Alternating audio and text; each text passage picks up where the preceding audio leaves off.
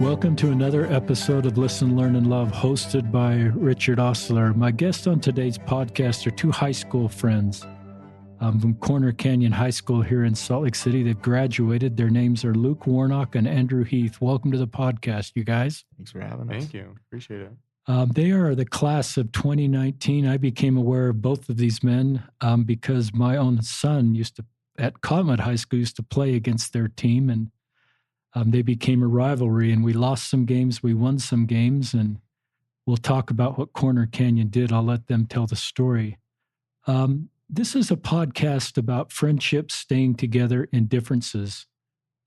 Luke Warnock has been the student body president of Corner Canyon High School. He's been on our podcast before. I'll look at that episode number for you. You can just Google Luke Warnock, Richard Osler, and you'll find that. Luke, key member of the basketball team, forward, and came out as gay his senior year at Corner Canyon, serving as a student body president and also this state championship basketball team. And Andrew Heath is his best friend, long-term friend, another member of the basketball team, active LDS. Luke is not religious. And we're just going to talk about how this friendship didn't change. Luke is going to talk about how he was pretty scared to come out to a couple of his long-term buddies and if that would change the relationship. And Andrew's going to kind of talk about his feelings about having a gay friend. Andrew has a call to where? Tell our listeners where you're going on your mission. Yeah, it's the Belgium-Netherlands mission, speaking Dutch. And when is your MTC date? October 14th. And you're in this world where you may go to Belgium or you may go to New Mexico Exactly. or Florida. When do you find that out? I believe what I've heard is that it comes more, it's like halfway through the MTC, I think, so is usually. You'll go to the MTC experience at home, which is online, and then you may be reassigned. Yeah.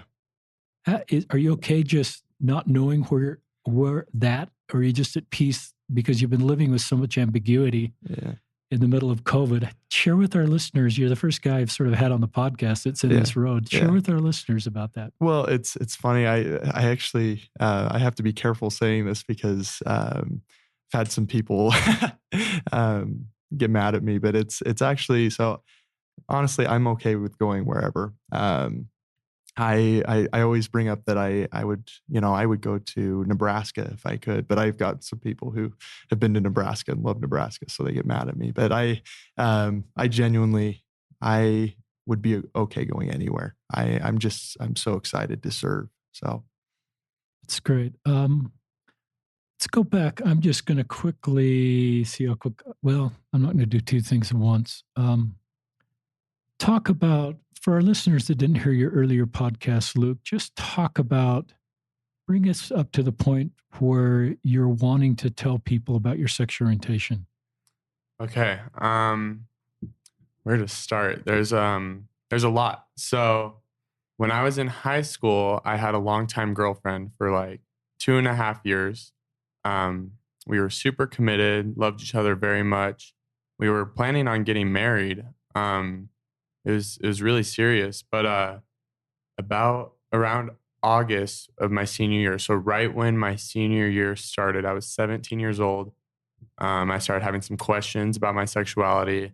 I started journaling. I started kind of exploring things, just trying to find who I was. And through therapy, through journaling, through self-exploration, by October, I realized that I wasn't just bisexual. I realized I was actually gay.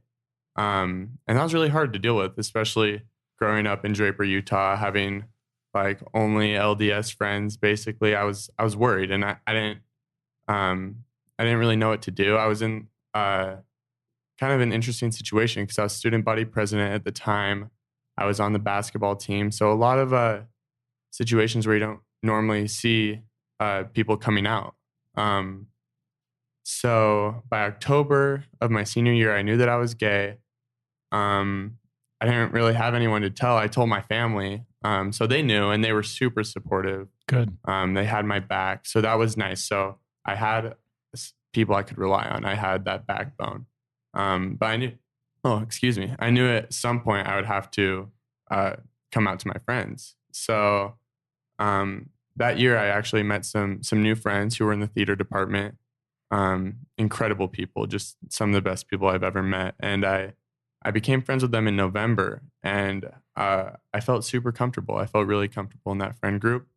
And by New Year's, it just kind of transpired, and I ended up telling them that I was exploring my sexuality, and I think I'm gay. And so that was the first group of peers that I ever told about my sexuality. And it was kind of like a weight lifted off my shoulders that at least some people knew, you know?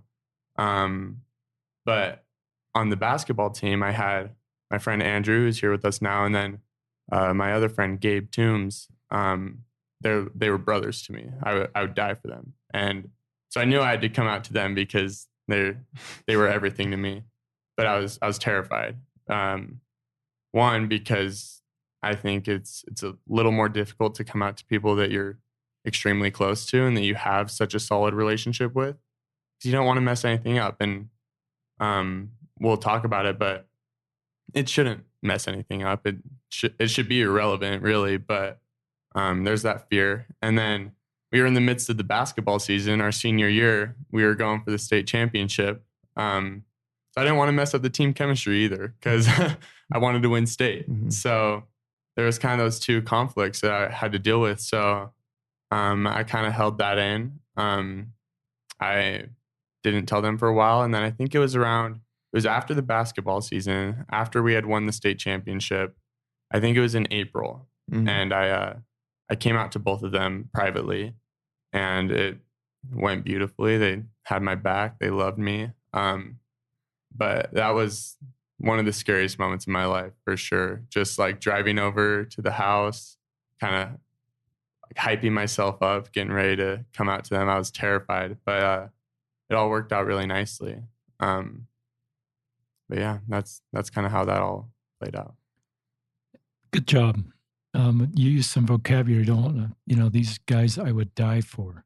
Yeah. I mean, those, I think of my high school friends, and I'm 60 years old, and I feel the same way about my high school friends. Mm-hmm. And the things you've been through in the sports that brings you together and share a state championship. There's a lot and I can sense that the fear you would have that you would lose people that love you. And that's part of doing this podcast is, how do we respond to people that come out to us? And as you're mentioning, Luke, Andrew and Gabe did a great job, as well as your family. I know your mother's family. I grew up with your mother's family. I'm older than your mother, but I know that part of your family, and what a great, family that is. And our listeners, it's episode 159. If you want to scroll back and hear Luke's full story, it's a great podcast. Talk about Andrew. Talk about your friend Luke. Introduce your friend Luke to us. Well, well, you did a beautiful introduction. Luke's resume is quite a bit heftier than mine is. But Luke is, you said it beautifully. I would die for Luke. Luke is, he's one of my best friends. In high school, I mean, would you like me to kind of go through? Okay. So, I mean, my kind of side of the story, actually, me and Luke were not very close, like my my sophomore and junior year. And I'd actually even go as far to say that Luke wasn't my favorite person on the team, but so kind of our end of our junior year, we kind of realized that the basketball team was our team. And me, Luke and Gabe we always were, we were friends. We were, but we became really, really close, and it kind of just built as we gone on through that year. And so early in that, in my senior year, I had been talking, me and Luke's girlfriend were very, very close too.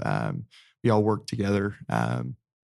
And I remember talking and maybe having some suspicions and stuff, but I didn't really, see that, he was, I didn't foresee that, he was going to come out as gay. And, but I actually had someone who outed him to me. And I was frustrated at first. I wasn't, not with Luke at all. I was frustrated with the fact that she had told me, because I knew that was something that Luke, had to do and had the right to do. And I, it was, I mean, it was frustrating because I wanted to just say, like, dude, I love you. This doesn't change anything,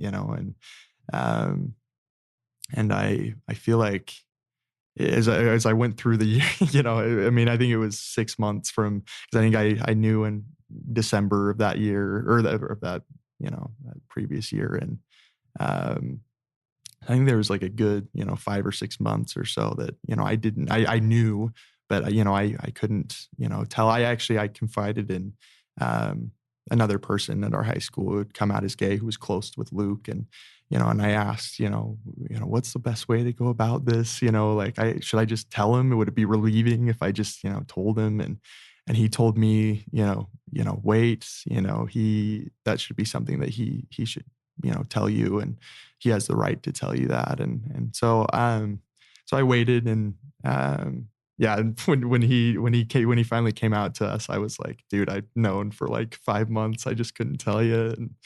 And but and we went to college last year together, and that's another thing, is it's something that our friendship is something that lasts for life. It's a lifelong friendship, and I'm super, super grateful for Luke. Great segment, Andrew. Talk about the importance of keeping confidentiality. So you're starting to open up, Luke, to people about your sexual orientation, and Right. I assume the assumption is that people will keep that confidential. And it sounds like some people did and some people didn't. Right. Do you want to share the importance of confidentiality and talk about that? Yeah, well, I mean, going through a period of self-discovery about your sexual orientation is an insanely difficult thing to do. It was the hardest thing I've ever done. And I was so terrified to even acknowledge this part of myself. It took so much work, like an unbelievable amount.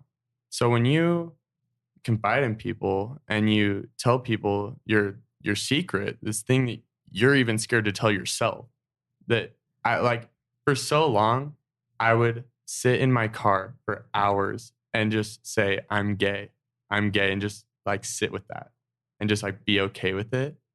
And like, it's such a difficult thing to do. And so when you're telling other people that, it's like a monumental moment, and you have to trust them. And that's why when I came out to that group of friends that I didn't know as well, I think that's a testament to how much I did trust them and how comfortable I really felt and how safe I felt in that group.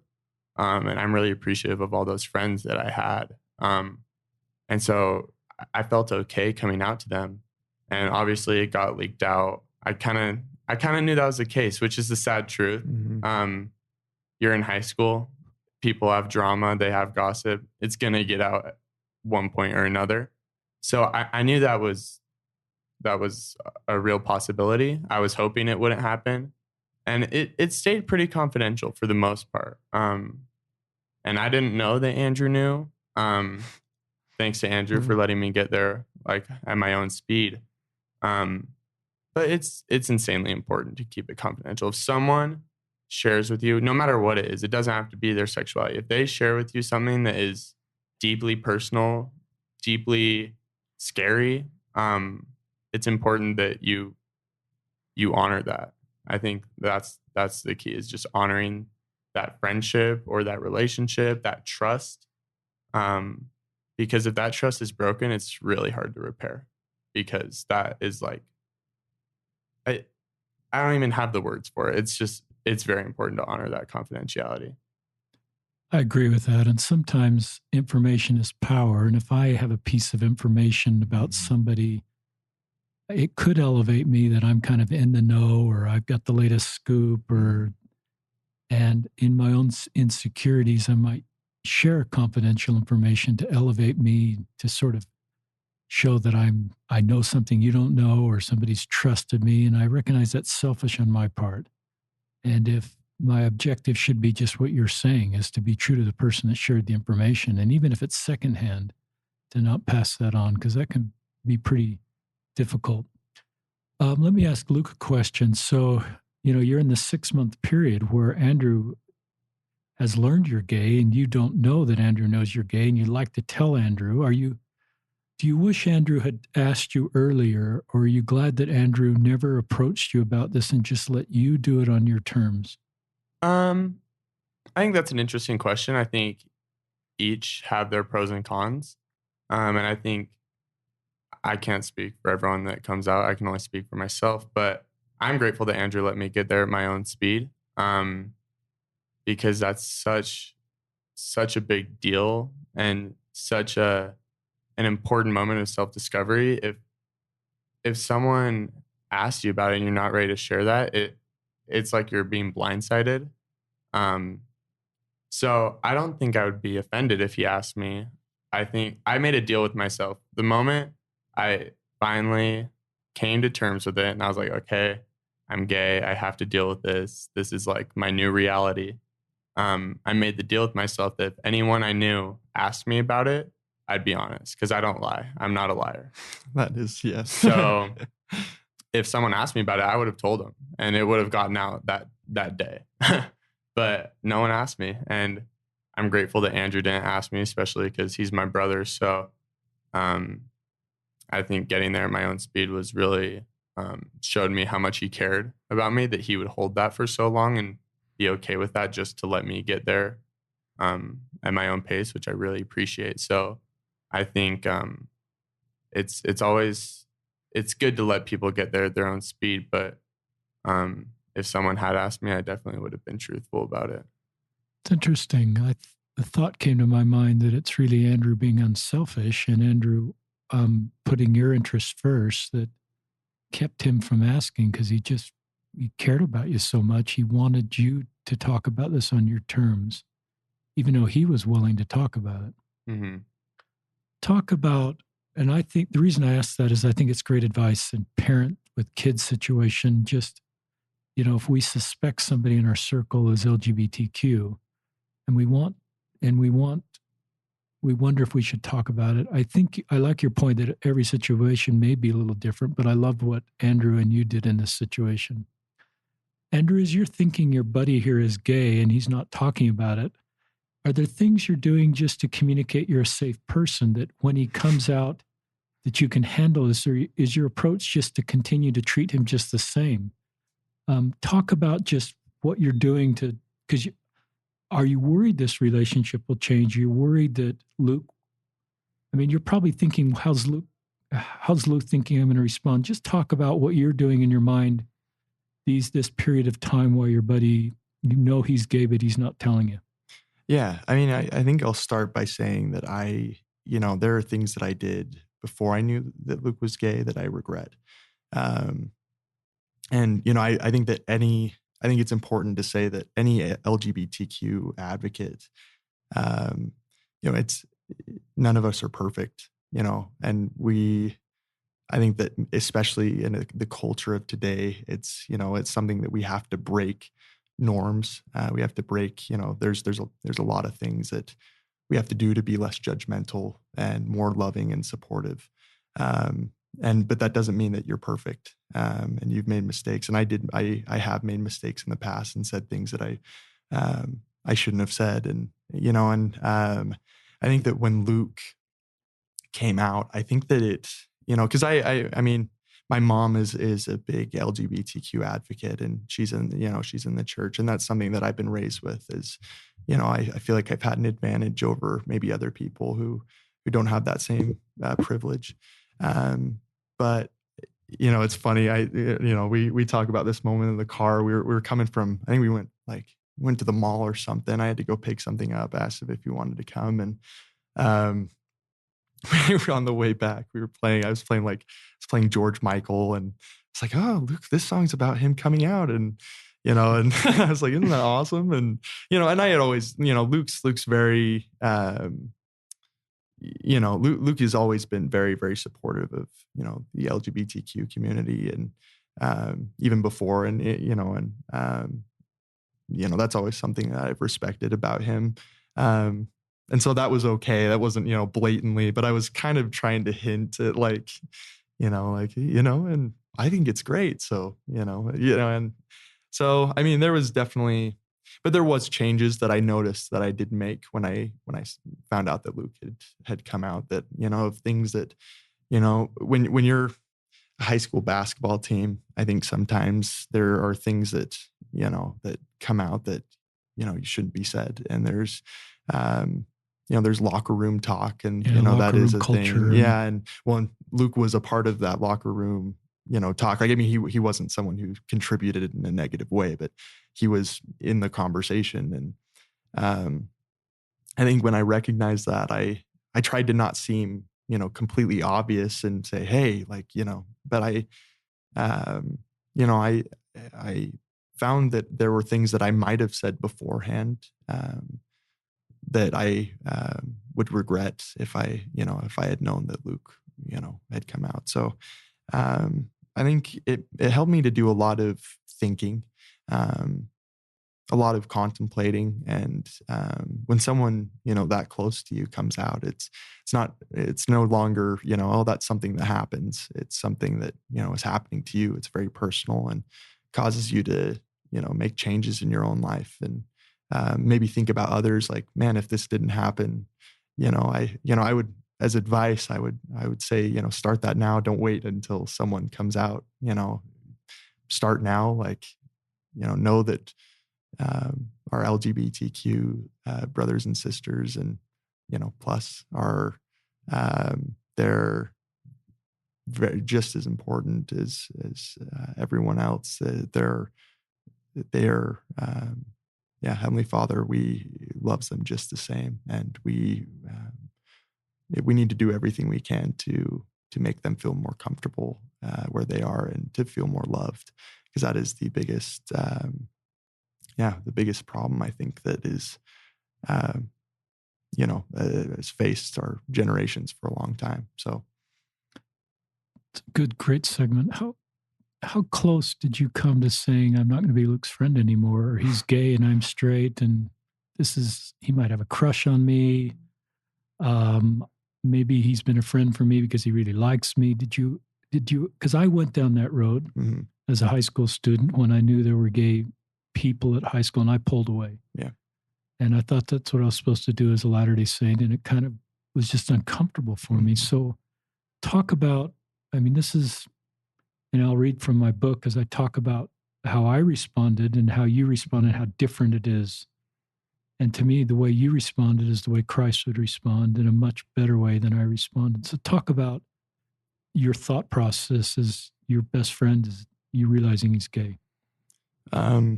Being completely honest, it didn't change anything for me. If anything, it made me, feel the need to tell Luke that I loved him even more. And it brought us closer together. There's a lot of, I think, for locker room talk, I remember there's a lot of rumors going around. I do remember that there wasn't anyone who I think specifically said, oh, did you hear that Luke is gay? But there was a lot of stuff where, people would come up to me and say, oh, I heard that Luke may be gay. And that didn't change anything for me. Honestly, it was something that I was like, so what if Luke is gay? Like, what difference does that make? And it was something that, Luke, I judge people on their character. And Luke's character is one of the best I've ever seen in my life. Like, Luke is a fantastic human being. Thank you, dude. And it's something, and coming out as gay, it's something that if Luke, if that is going to make Luke happier, then I am all for it. I am, I love Luke, and I want his happiness, as much as I want my own happiness. And so, if that, even helps his happiness at all, I support it completely. Luke's dating men, and if Luke one day marries a man, which seems like likely, For sure. for sure, Luke was pretty open about how will you attend his wedding, and if so, why? Of course. Of course. I mean, if they'll have me. Best man. Yeah. Of course, there is, in the doctrine of our church, that is against the doctrine of our church. But the first commandment is to love one another. And, there's, without getting a ton into, our church, I think that, that it's so important. I think that number one commandment is so much more important than than things that are of our against the LGBTQ, because in nowhere does it say that we need to oppose them or be against them, or I think that that's more of a cultural thing. And if I think about what the Savior would do in that moment, I think that he would support someone way more than, obviously he supported everyone. He was an advocate for everyone. And so I with Luke, I mean, going against, what, the doctrine of our church, again, it's more, and aside from, their church and everything, I think that it's more the fact that I just love Luke. Luke's, he's one of my best friends. And of course I'm going to be there for him on his big day, like that's, I want to be there at any time that I can. So It's a really good answer. It's a hard question yeah. for an LDS youth your age, but maybe it's not, because maybe you simplify it the way you did and just say the doctrine of Christ is to love one another. And of course I'm going to be there at all my friends' big moments. And I'm just going to support them as they are making their way forward in life. And you don't sell out any of our doctrine to do that. You just live the doctrine that Christ taught. Yeah. So I think in a way you make it simpler, and maybe our generation's made it more complex than it needs to be. Yeah. Thoughts on, as you're hearing Andrew talk, that come to your mind you want to share, Luke? I think love is the answer. I don't think it matters who you love. I think if you love one another, things are going to work out. That's basically what I'm hearing from Andrew. And that's what I think everyone should take away from any of your podcasts. I think that's what you stand for. I think that's what I stand for, and that's what Andrew stands for.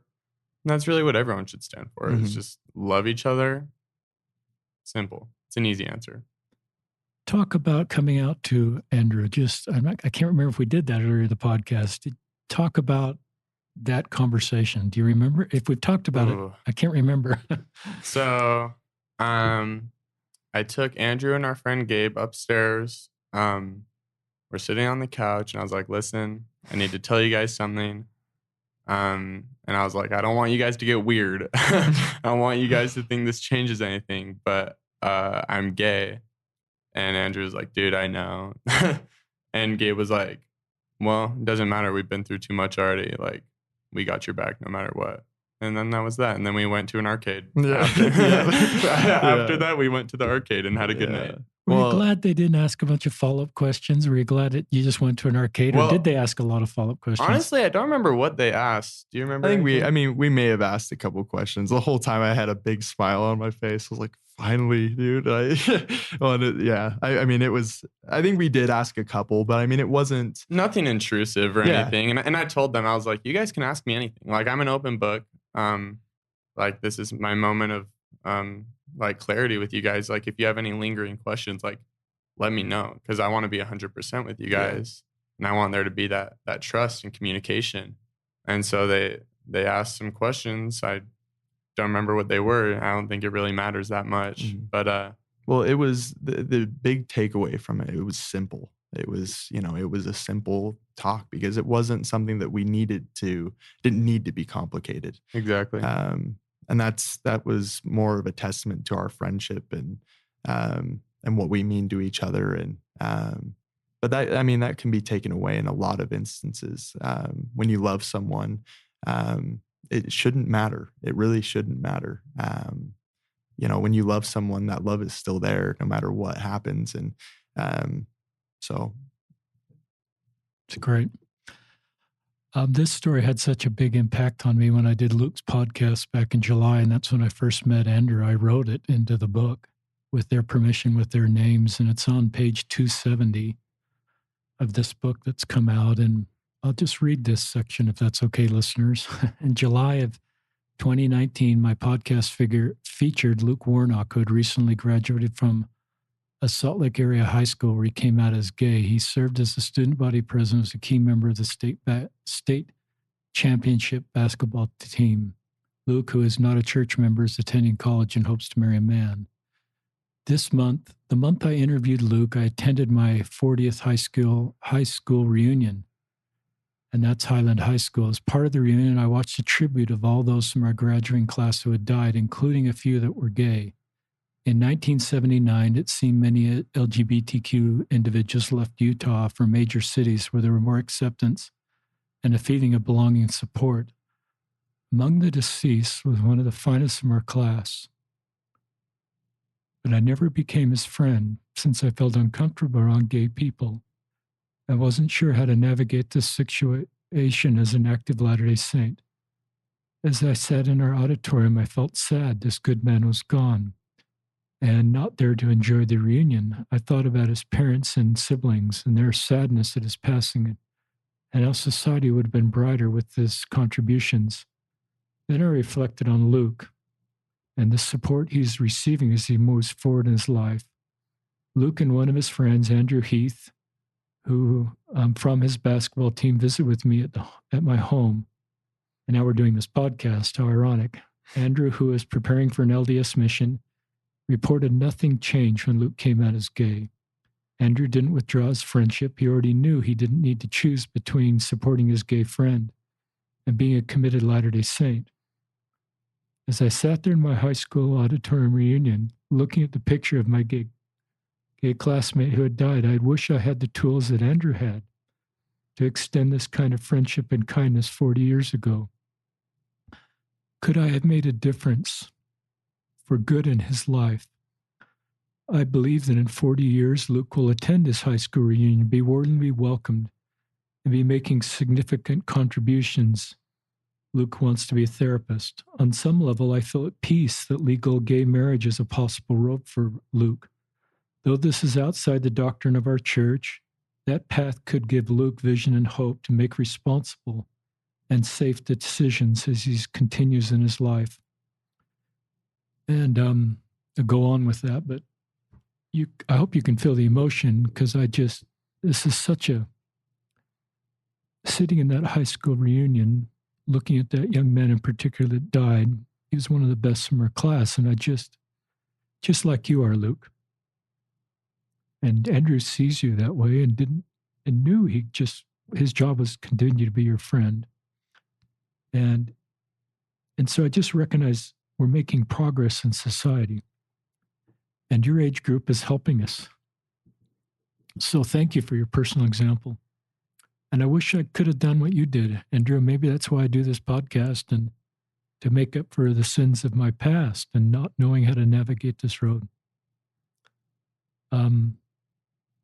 Yeah, you're going to attend your high school reunion, Luke. 40 years sounds like a long way. Yeah. The 10-year reunion sounds like a long way. Yeah. As student body president, are you responsible for those? Is it the senior class president? Senior class. Yeah. I don't have to do that. Yeah. That hasn't changed then. That's in a chapter of the book. Another chapter of the book is Elder Minor is sitting in his mission in Oklahoma, and he tells one of our leaders of our church talks about the gospel of Jesus Christ doesn't marginalize people. People marginalize people, and we need to fix that. Mm-hmm. And in that chapter, I kind of talk about how we can do better within our church. And one example is Elder Minor, who's a high school friend of mine. His father is, and his son is serving a mission, is now home from Oklahoma. I'll read this section. During one leadership conference, for our mission, the subject came up about how we can improve. I raised my hand and talked about how we could be more sensitive to our LGBTQ brothers and sisters by stopping gay jokes. Quote, we are the missionaries of Jesus Christ and his restored church. Our example as missionaries set the stage for the way the community sees us. Shouldn't we be the archetype of his love for all children? Another missionary commented a gay brother and dealt with cruel jokes from other members of the church.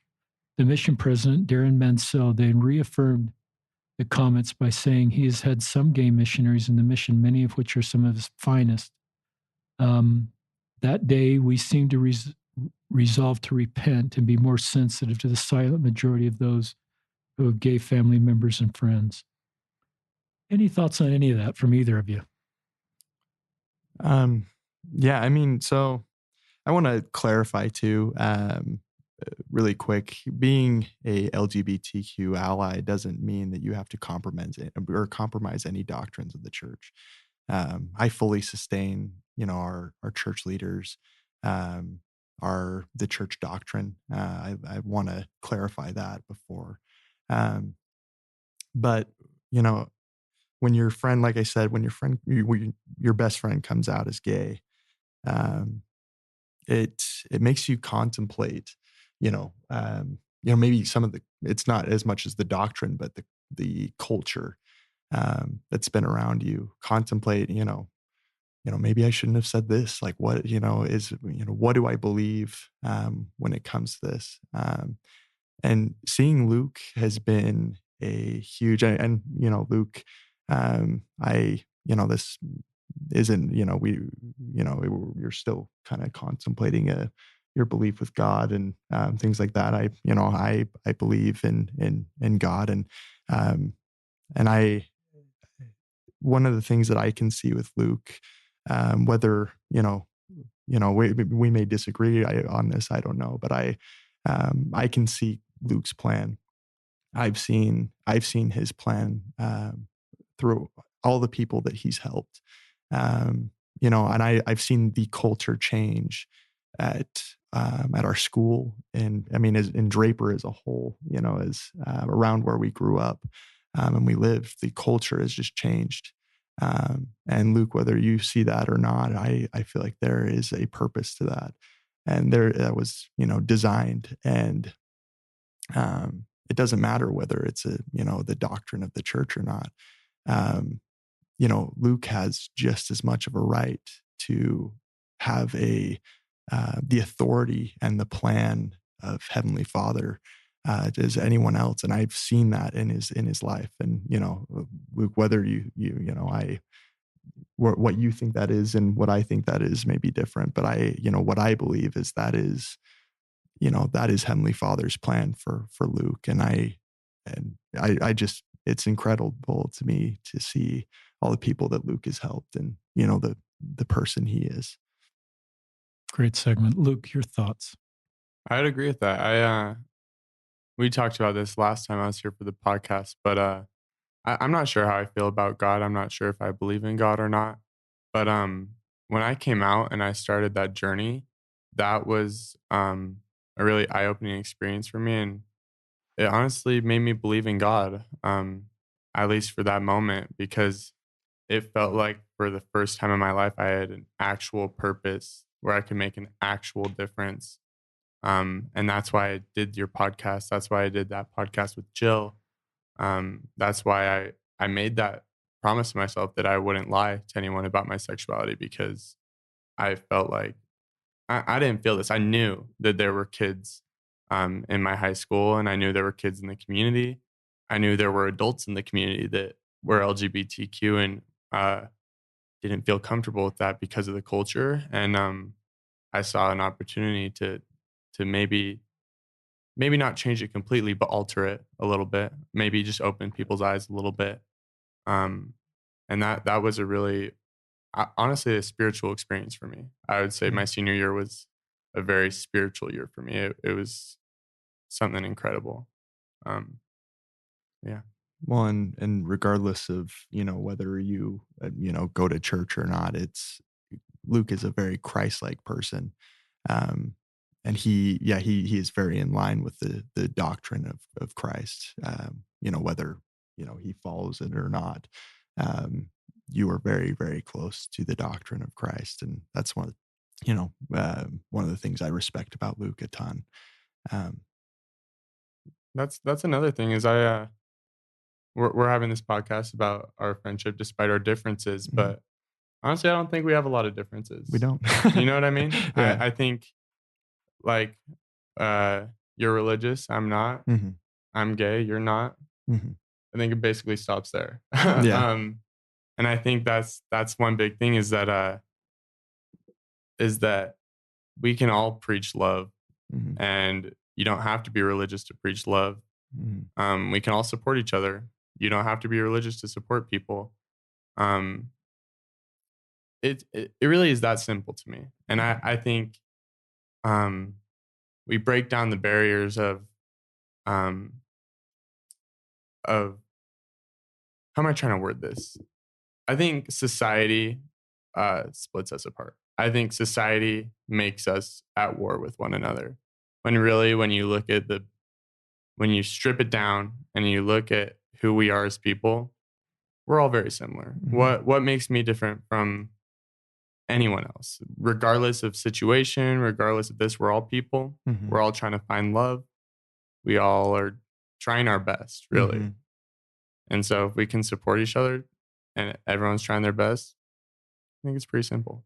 Well, and that's one thing to add too, is I think that a lot of people may look at that as it isn't simple, and Mhm. we are very different, and but I think that us knowing each other, we both know that we're very similar. And, Yeah. we everyone has different ideas, everyone has different backgrounds, but like Luke just said, we're all the same. We're all one people. So Exactly. And that's another thing. I kind of like how we're bouncing off each other right here, but like you can disagree with people and still be yeah, friends. That yeah. might seem like a shocking hmm concept to a lot of people, but Me and Luke have fought before. oh yeah, and We- I have a lot of disagreements with a lot uh-huh, of my really close friends, uh-huh. regardless of what it is, Yeah. politically, religiously, doesn't really matter. We can still be friends. You Well, can still love each other. and that yeah, that doesn't change. Yeah. If you're mature about Mhm. it and you respect each other's opinions, you don't have to have the same opinion. That's what makes it fun. Everyone Yeah. has their own opinion. Yeah. So if you respect opinions, you don't have to agree with opinions, and you can still be friends and you can still have a relationship. Well, and And that's beautiful. you can say that our opinions are different from each other. You can say that in that way we are very different in opinions. Yeah. Um, but that's one thing that I think about that one instance where me and Luke had taken a long drive. We just basically talked about, I mean, it was like a 6-hour drive or something. We were driving down to Lake Powell. And we just talked about, all of our beliefs, but it was the most calm conversation. Like, it was just something like, hey, like, I disagree with that, but no, I see where your point of view is, and like stuff like that. And that is, what I feel like our world needs to, kind of be more like, because it doesn't, you can disagree with someone and still, love them. I mean, I'm just repeating what Luke just said, but you can disagree with people, and it's okay. That's what this life is about. It's about disagreeing, finding your opinions. And but one of the biggest things is just don't lose that love for someone, and don't lose that um, don't lose that what word am I trying to look for here? um Anyways, don't lose that care for another person. You always love someone, no matter what their background or opinion is. I like just letting you guys talk. And a Yeah. good podcast host sometimes does very little talking, and I try Yeah. to do that.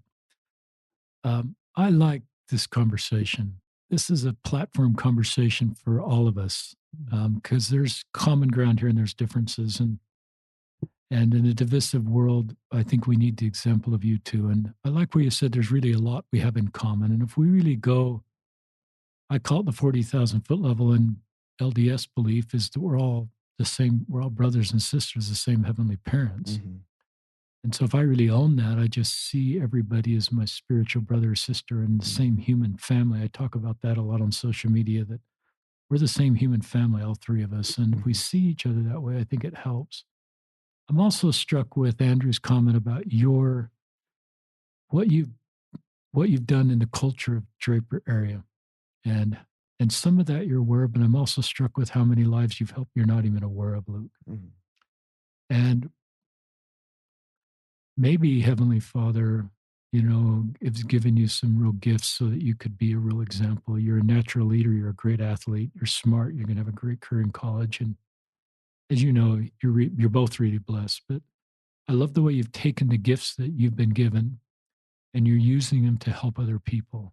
I'm on your social media. You were with an autistic kid on social media, Mm-hmm. and I could just tell you were so happy to be with this autistic kid. And I know your master's degree that you want to do may allow you to do more work with autistic people. Grad school, hopefully. Yeah, grad school. Mm-hmm. So I look at, I do, I don't want to get too preachy on you, but I just think if the God I believe in is really happy with you, Luke, Thank you. and the way you are blessing his children, particularly LGBTQ people that need someone to sort of pave the way for them or give them perspective. And you're pretty honest with you had to get through this on your own. You had to sort of accept this about yourself. But I find that the people I talk to that then have close people around them accept it, it's easier for them to accept it. So when Andrew just accepts this and it helps you to feel better. And I believe those that are able to believe in God and feel like God accepts this about them, that they do well too, because they believe that they're not a mistake or something didn't go awry, and and so on. And that doesn't mean our church teachings change, but I just believe everybody should feel like how they're created is how they're meant to be created, and it puts everybody on the same moral footing. So I think that's good. Talk about, do you have, I mean, you're not part of any organized religion, Luke, and sometimes organized religions have had a pretty checkered past with LGBTQ people. Right. And often there's not a very good place for them, or often there's gay jokes. We've kind of talked about it, the culture, and some would feel that even doctrine is not helpful. There's no path for a same sex marriage in most Christian faiths. So, how do you feel about your buddy Andrew going on a mission? I'm ecstatic for him. Why? He's worked so hard. If you know Andrew, you know how passionate he is. You know how much he cares about it. You know how much it matters to him. And he's had a long journey. He's done what he has to do. He's done a lot of self exploration, I imagine, as well. And I mean, who am I to decide whose journey of self exploration is more valid? You know what I mean? Everyone's journey is equally valid. And so Andrew's journey isn't mine isn't his, but we support each other no matter what. And he's worked so hard. I'm so proud of him. And I think nothing but good is going to come out of it. I think he's going to grow a lot. And I think it's going to be beautiful. And I'm just pumped for him. I think it's going to be incredible. Well, assuming you can have a mission farewell in COVID, I don't know what the rules are. Will you go to his mission farewell, assuming that? Of course. Why? Of course. Why? He's my brother. I've been to countless farewells. I've been to at least 30. At least. There were days when I went. Is there a tradition where all the brothers in our high school? The tradition was they all sit on the first 3 rows. Yeah. I was scattered throughout the crowd, but I mean, I was there to support my friends. I don't care if I agree with your religion or not. I don't care if you agree with me or not. We're friends. I support people. If that's what they're gonna do, and if that's what's gonna make them happy, and that's their path, I got their back. You know what I mean? And there were days where I went to 3 farewells in the same day. I'd go one at 9, and as soon as my friend's done talking, we'd sprint out the door, run to the next one, and then sprint out the door and go to the next one. And there were friends that I couldn't go to theirs because I was going to other friends. So when it's farewell season, it gets crazy. But and you don't get in trouble with your local ward for not showing up like my son does when he doesn't, because you're not LDS. Yeah. So I can go to as many farewells as I want, and I'll be there for all my friends, regardless of. Isn't that a fascinating? I thought of your answer attending his same-sex marriage, and I thought of your answer going to his farewell. And the word support just comes to my mind, is that we're there for each other in their most important days. That's what friends are. Exactly. And it's part of doctrine I think that Christ taught of grace, that's just part Mhm. of grace to me, Mhm. is that you're showing grace to Andrew, Mm-hmm. and you're being there for him in his important moments, and you're excited for him. And the way you answered that question, you actually said, this is something that's really important to him, and he's done a lot of work to get to this point. And just like I've self-explored my path in life and have done work to get there, I love the way you said Andrew's done the same thing. And I'm speaking for you a little bit. You've got a testimony of the church. Mhm. We visited before we went live. You talked about your love of the Savior, the gospel. Mhm. I can just tell you're not just a missionary that's kind of doing this out of duty. I can sense you're pretty jazzed Mhm. about talking Oh about the yeah. gospel To to say the people. least, yeah. So, any more thoughts from either of you on this, just as we're talking? Um, I mean, I maybe think that that is one thing that I insanely respect about Luke again is just, our respect of each other's opinions. That's what I love about our friendship is, we may have different opinions. We talked about this before, but we have different opinions, but, it doesn't matter. But that is one thing that I've noticed that um, I sense on kind of both sides. Is it something that, if you have, other opinions than someone, usually that means that you have to I don't know. I've noticed that in my own life with, I think that we talk about, the LGBTQ community, which is the obvious, rightly so. There's more problems on that side, but it's interesting when I talk about, the church or, I kind of had to keep it secret as I went through college and stuff because I knew that it just would bring up a conversation that, that wouldn't be very positive. And it's not that I was ashamed of it at all. I'm so proud and happy to go on a mission. But it was something that, I kind of avoided a conversation that I knew was going to be a little negative. But it's one thing I just, I insanely respect about me and Luke's relationship is, we can freely talk about our opinions and, it's not that we hide them. I don't, I can't speak for Luke, but I don't feel like I've ever been able to, or I've ever hid my opinions or No way. I had speak my Luke. mind too. Yeah. Yeah. Well, and Luke's just an insanely honest person too. And it's another thing I respect about him. But that's one thing that I wish more of my friendships were like. And that's why I cherish our friendship as much as I do. Why will you be a better missionary because Luke has been in your life? Um, That's a leading question, by the yeah. way. There's an inference there. um, well, I think that it's like I said, it causes you to contemplate. And I think it's allowed me to reevaluate myself. And when you're accepting of others who have differing opinions than you, you're becoming more Christ-like. And that's all I want to be. That's all I'm striving to be. And going on a mission, I'm super excited to, hopefully change some of my ways and be better by myself. But what I'm teaching is the doctrine of Christ. And if I teach the doctrine of Christ, I want to be Christ-like, and um, I want to be as closely related to Him as I can. And that should be whether you go on a mission or not. That should be your main goal. And what this has caused me to do is, I think it's helped me to feel uh, the love of Christ for His children. I feel that love for Luke. I feel, how much Heavenly Father loves Luke. Um, and,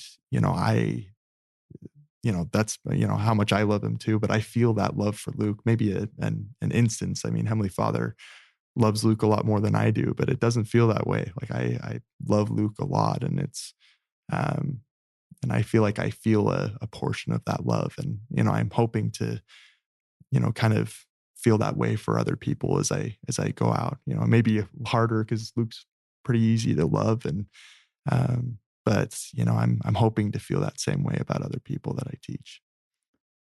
My guess is that's a great answer. My guess is if we had you on the podcast, 6 months after your mission, that you're going to have some experiences that make it possible you to further help somebody because of your relationship with Luke. Mm-hmm.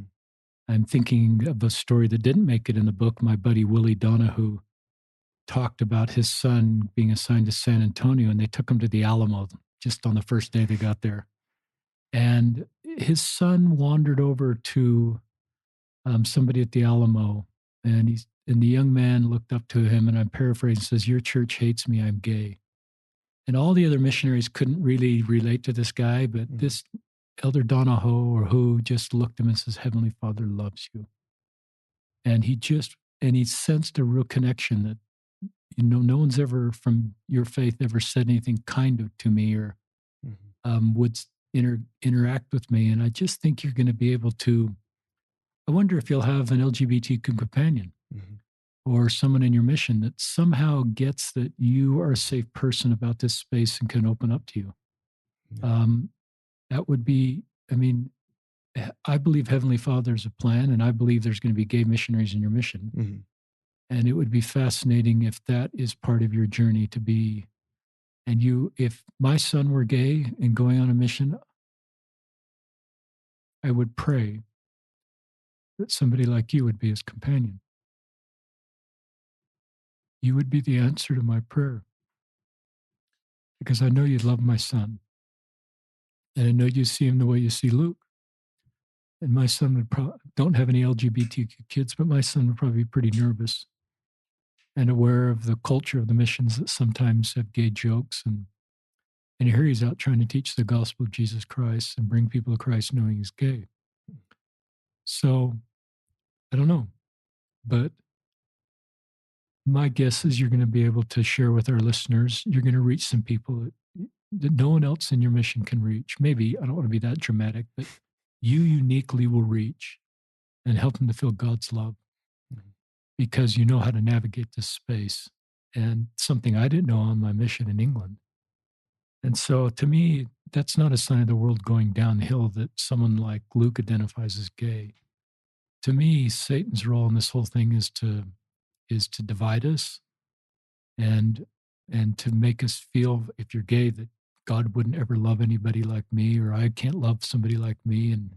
But to me, what you both are doing is exactly what Satan doesn't want us to do, is to continue to be friends and continue to find good in each other and support each other. And you guys are a great example of that. Appreciate that. Thank you. I love what I'm just going to read a little bit from the book and then turn it back to you guys for thoughts. This is, thou shalt love the Lord with all thy heart and with thy soul and with thy mind and all thy strength. This is the first great commandment. And the second is namely this, thou shalt love thy neighbor as thyself. There is no other commandments greater these. And then I comment, upon reading these verses, it may seem like the two commandments are not co-equal, as love thy neighbor as thyself is listed as a second great commandment, and thus may appear to be subordinate to the first commandment. Latter-day Scripture, however, seems to place loving our neighbor as equal and central focus of our covenants. For instance, in Moses chapter 7:33, these two commandments are listed in reverse order. Unto thy brethren I have said, and also give commandment they should love one another, and then they should choose me, their father. So they're reversed. They actually talk about love one another before a relationship with God.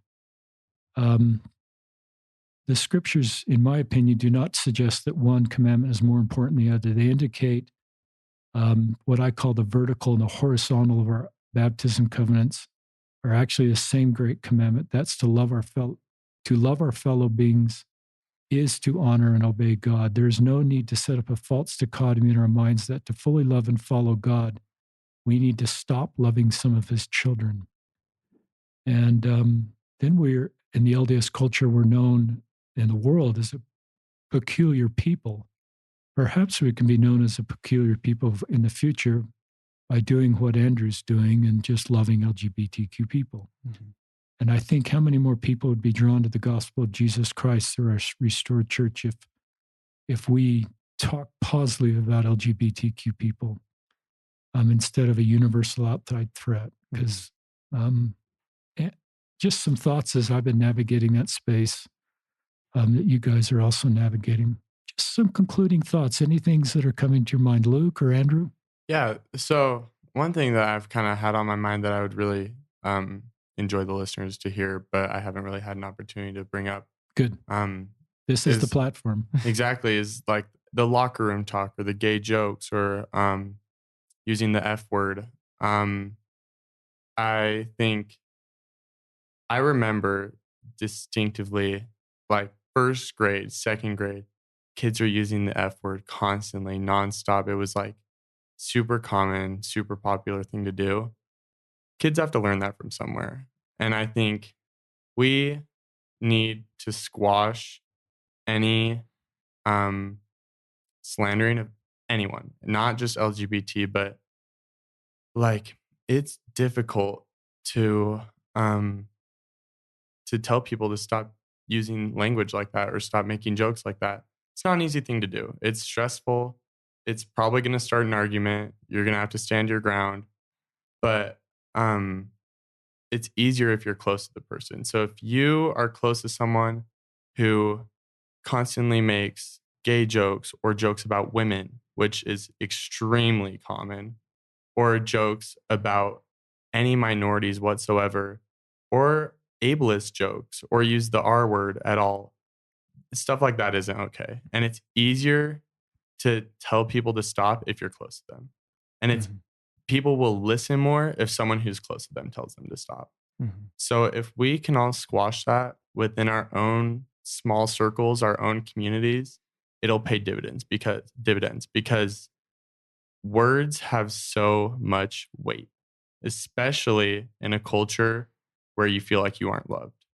And so, like we were talking earlier in the locker room, when I was coming out and no one knew, and words like that were being thrown around casually, to other people, it's not a big deal.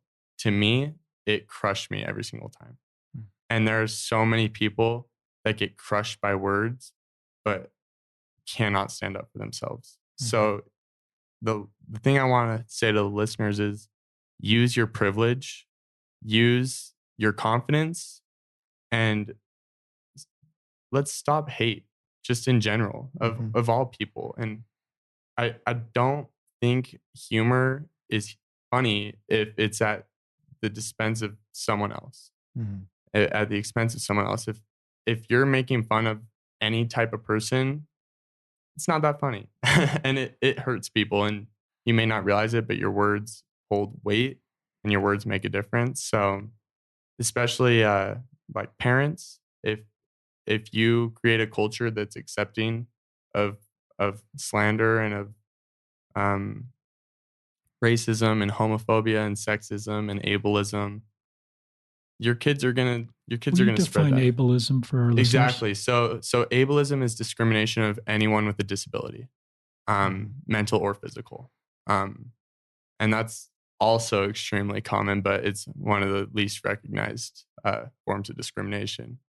I'm actually taking a disability studies class right now, and it's incredible, and I think everyone could benefit from doing a little research on ableism.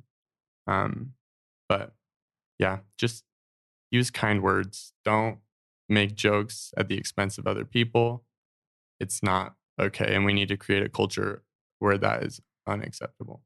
And I also think that goes for religion. I think one thing I struggle with in the community of Draper, I was actually talking about this with an old friend yesterday, but I felt like when I was in Draper, because I live in Salt Lake now, but it was either you're Mormon or you're anti-Mormon. There was no in between where you're okay with everyone. It was either you're LDS or you hated the LDS culture. Yeah.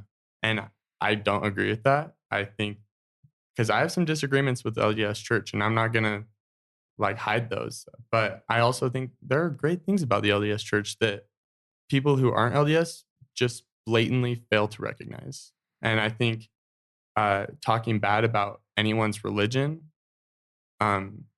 is also equally as horrible. So just respect everyone, regardless of whoever they are. And I think that my relationship with you would be different if you came after my beliefs and were saying like, hateful things about, the LDS church. I think that it would change our relationship. And I think that, I would feel different about hanging out with you. It would be hard because that's my beliefs, that's something. But the one thing is we're just, I mean, we've talked about this, a couple of times, but we're okay. Like it's a safe space with us. Luke can tell me anything. I can tell Luke anything. And I know that. And I hope Luke knows that. And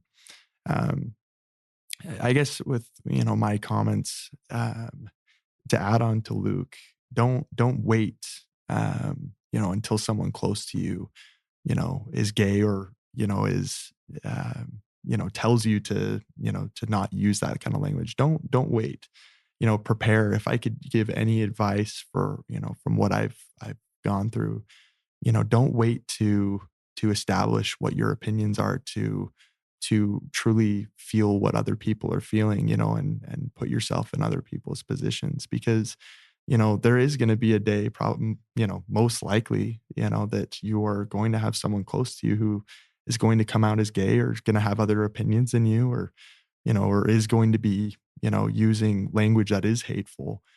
Don't wait to, to on the spot, just, be, unprepared, and, prepare now, prepare now. What do you believe? What do you believe when it comes to all of our members, who are listening to, the podcasts, who are LDS, what do you believe in the church? Because there isn't, there is room for opinion.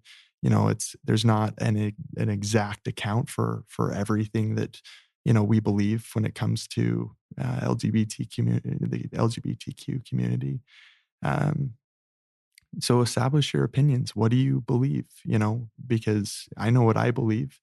And I mean, that is partially to what, Luke coming out is, helped me to, establish that with myself, what I believe.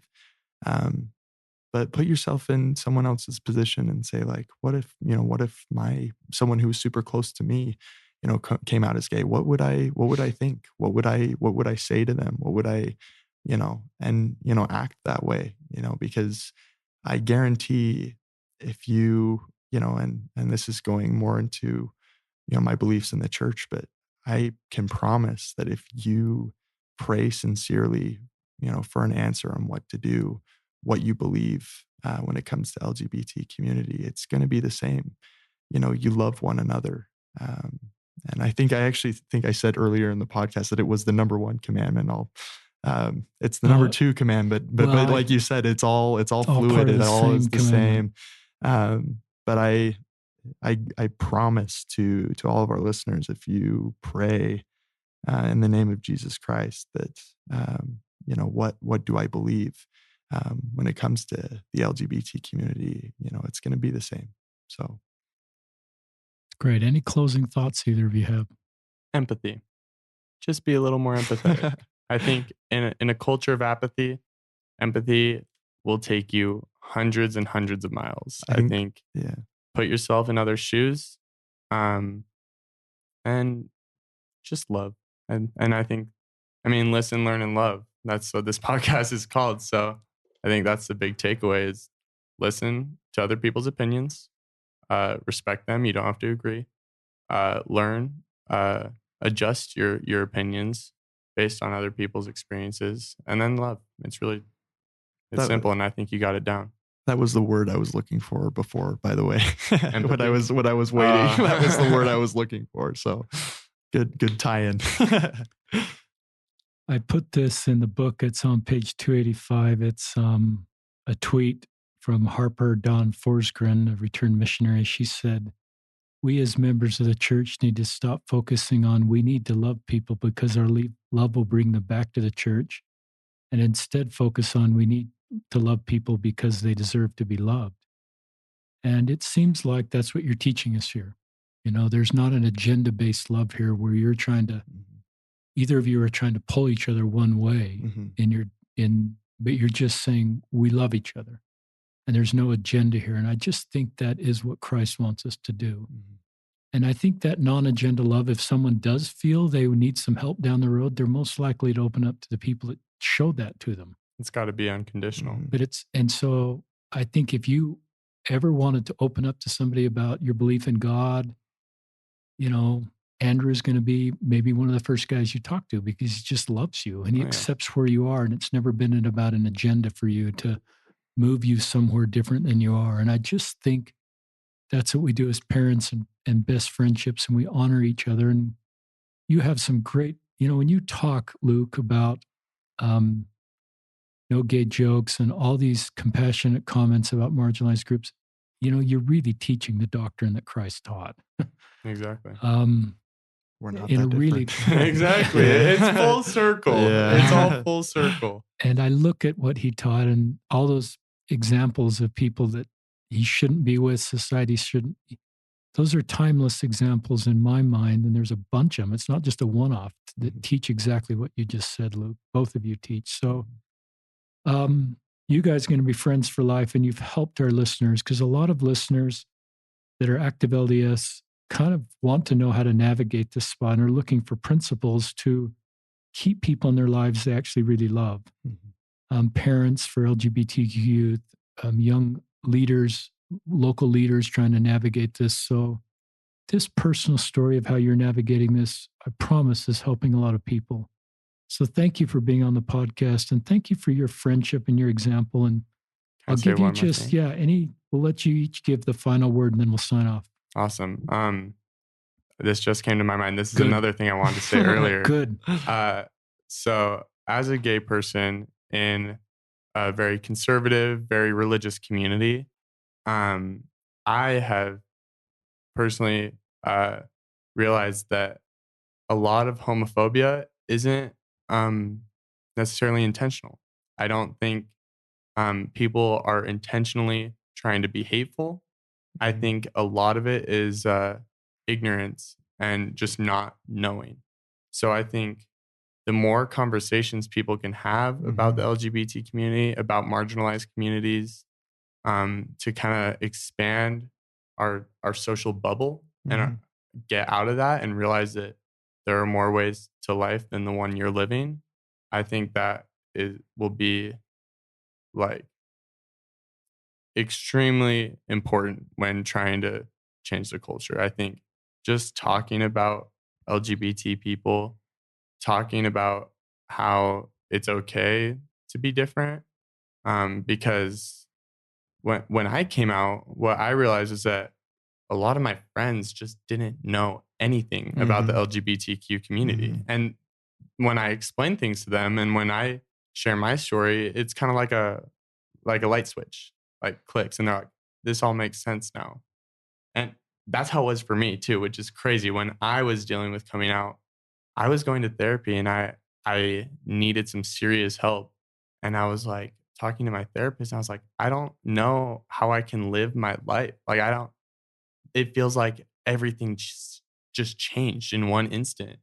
And what really stuck out to me the most that my therapist taught me is that I'm not any different, really. I'm still the exact same person. I'm still going to do the exact same thing I was going to do before. I'm going to go to college. I'm going to get a career. I'm going to marry someone. I'm going to have a family. It was the exact same path.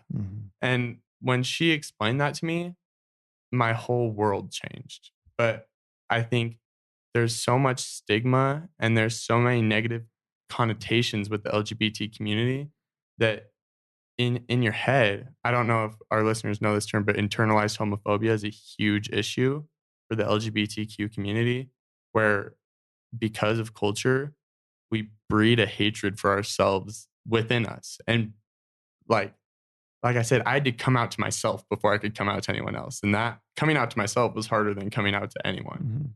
But it was because of the internalized homophobia that I had created within myself because of the culture. So I think if we can just talk about it, just acknowledge it even. You don't even have to talk about it. Acknowledge it. That actually makes a huge difference.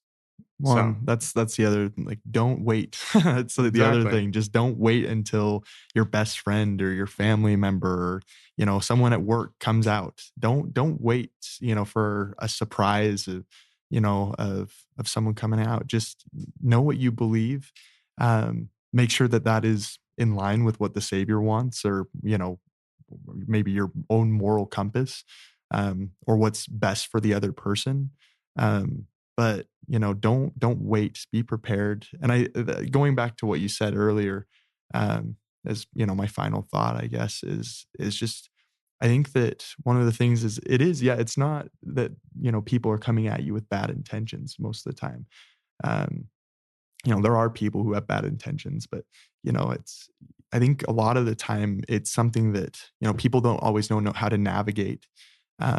But I think that we have alternate intentions sometimes. It's not just loving to love like the Savior did. It's loving with the intent of coming to our church, where we love you because we want you to do this. And you can tell the difference, by Yeah, the you way, can. to all That's. our I was just listeners. gonna say. I know a lot of people that I was just treated gonna me say that way, and you can tell. You Yeah. can tell who's real and who's not. I was just gonna say that people can tell. It's something that, if you love someone to love someone, people are going to don't, obviously this is going back into alternate intentions, but if you truly do want someone to, come to our church, or, you will love them just to love them. Don't, that, and I think that will allow people to have opinions for themselves. If they do want to come to their church, then they'll have the opinion to say, okay, I can make that opinion because I'm not being forced into it. I made that because I want to make that decision. And I think that that's something I can carry on my mission, and other people can carry on their missions, and everyone can carry in their daily lives, whether you're a part of this church or not. So I guess great. that's my, This is a great podcast. My son is, just to update our listeners, I have a son that's Luke and Andrew's age. He was on the basketball team that competed against these guys. Our son went on a mission to Samoa, and that mission was shut down because of COVID. And his girlfriend came home from Australia, and they're high school sweethearts, and they decided to get married. So they got married in August of 2019 and started school at BYU as two married 19-year-olds. I don't know if there's any other couple at BYU where they're both 19, but it just kind of, the differences. But look at all the common ground. I sat against you guys and rooted against you guys. But I'm just glad that, and that's normal in high school sports. But this is a really powerful podcast for what you're teaching us. This will probably be episode, I think, 322, but we recorded 321 last night. And LDS man, active LDS man, straight. At the end of that podcast, it didn't focus at all about LGBTQ. It just talked of his life journey. He wanted to apologize to LGBTQ people. And he just recognized that he was the gay jokes you talked about. And now he's in his career and has great LGBTQ people. And he read the most heartfelt apology. And it resonated with me because that's what I'm trying to do in some ways. And there's something healing about apologies. So if you want to go back and listen, that's right at the end of 321. But I think that apologizing can heal in a way that no other thing can. And neither of you guys need to apologize because you've done a good job in this space. But I know there's people that are just connecting this space that sort of become self-aware of they were the gay joke guy. Mm-hmm. And I'm self-aware of withdrawing from that buddy in high school. So thanks for teaching us about the doctrine of Christ. Thanks for teaching us about friendship.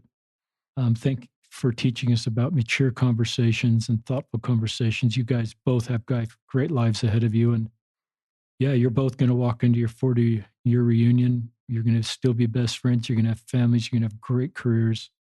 And you're just going to, continue to celebrate each other and support each other throughout your whole lives and bless a ton of people along that. And thank you, our listeners, for listening to another episode of Listen, Learn, and Love, hosted by Richard Osler.